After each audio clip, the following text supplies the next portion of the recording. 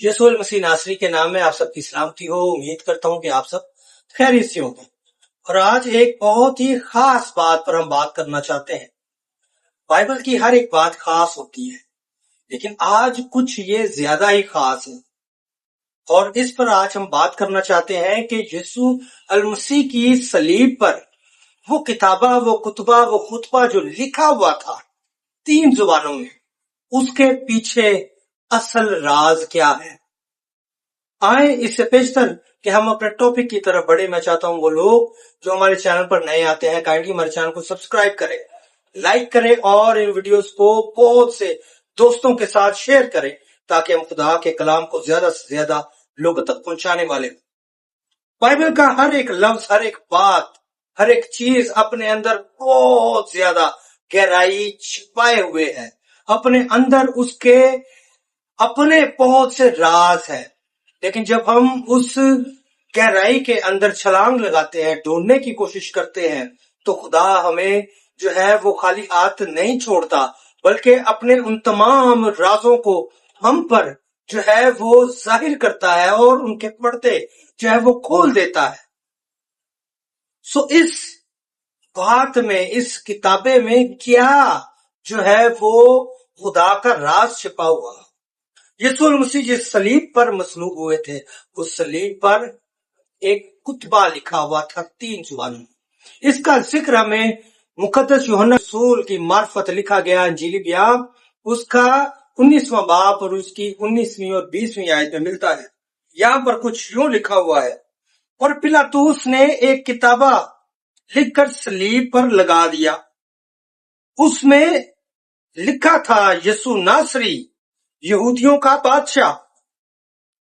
اس کتابے کو بہت سے یہودیوں نے پڑھا، اس لیے کہ وہ مقام جہاں یسوع مصلوب ہوا شہر کے نزدیک تھا، اور وہ عبرانی، لاطینی اور یونانی میں لکھا ہوا تھا۔ خدا کے پاک کلام کے پڑھے اور سنے جانے کے وسیلے خداوند ہم سب کو برکت دے، سب کہے آمین۔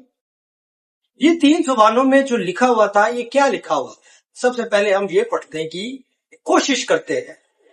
لاطینی زبان میں جو لکھا ہوا تھا وہ تھا یسوس نزرینوس ریکس یودائروم، گریک میں ایسوس نیزوریوس واسیلس ایودیون، اور عبرانی زبان میں کیا لکھا ہے؟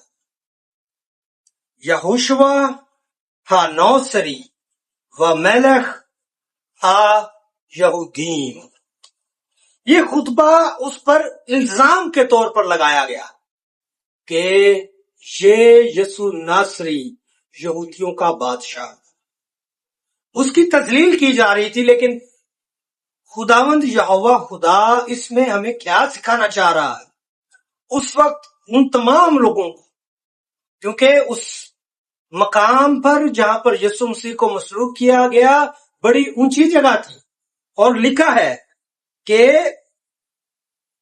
وہ مقام جہاں یسوع مصلوب ہوا شہر کے نزدیک تھا، اور بہت سے یہودیوں نے اسے پڑھا تھا۔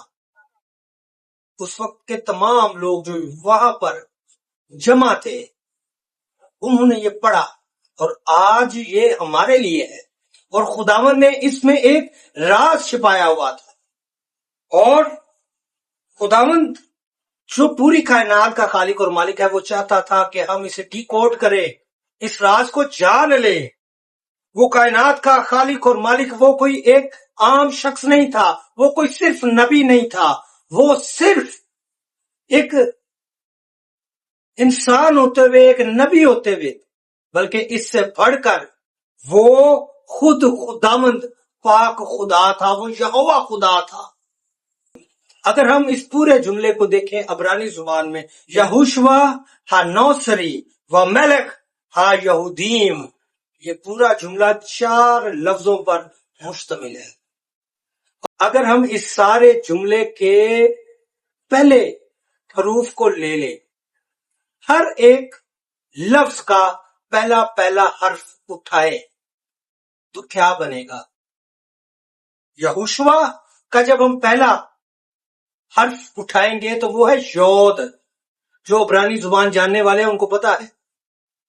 جیسے اردو کا یہ ہے، عبرانی میں یود ہوتا ہے، اور ہنوسری اس کا پہلا حرف یہ ہے، اور پھر ہے وملخ واو، اور پھر ہے ہا یہودیم پھر سے ہے۔ آپ تصویر میں دیکھ رہے ہیں کہ جب ہم یود اور اے اور واو اور اے کو لکھتے ہیں تو وہ لفظ کیا بنتا ہے؟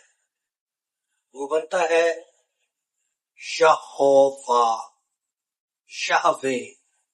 یہ لفظ یہودی اپنی زبان پر لے نہیں سکتے تھے، وہ ڈرتے تھے، وہ کامتے تھے، لیکن خداوند یہوہ خدا نے وہی لفظ ان کے سامنے رکھ دیا کہ جو مصلوب ہوا ہے وہ کوئی عام شخص نہیں ہے۔ پرانا عہد نامہ اس سے بھرا ہوا ہے، وہ بار بار کہتا ہوا نظر آتا ہے کہ میں نے تیرا فدیہ دیا ہے، میں نے تجھ سے محبت رکھی ہے، تو میرا ہے۔ جو مصلوب ہوا ہے وہ کوئی عام شخص نہیں ہے، وہ نبی نہیں ہے، بلکہ میں خود یہوہ پاک خدا ہوں جس نے تیرا فدیہ دیا ہے۔ آئیں اس یہوہ کا شکریہ کریں، وہ یہوہ جو ہمارے درمیان تھا، جس نے میرا اور آپ کا فدیہ دیا ہے، اس کی تعظیم کریں، اس کی حمد کریں۔ بہت شکریہ، خداوند آپ سب کو بہت زیادہ برکت دے، آمین۔